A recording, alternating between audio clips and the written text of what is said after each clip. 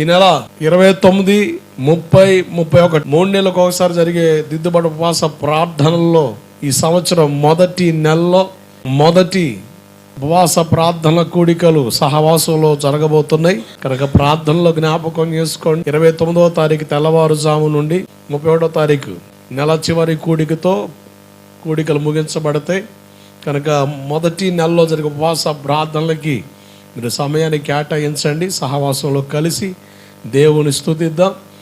మొదటి రోజు 29వ తారీఖు రాత్రి దేవుని వాక్యం మనకు అందించడానికి దైవజనులు ఎర్నెస్ట్ పాలయ్య గారు మన మధ్యకి వస్తున్నారు.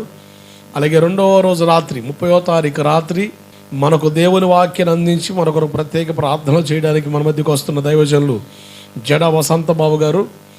కనుక ఇరు దైవజనుల కొరకు ప్రార్థనలు జ్ఞాపకం చేసుకోండి.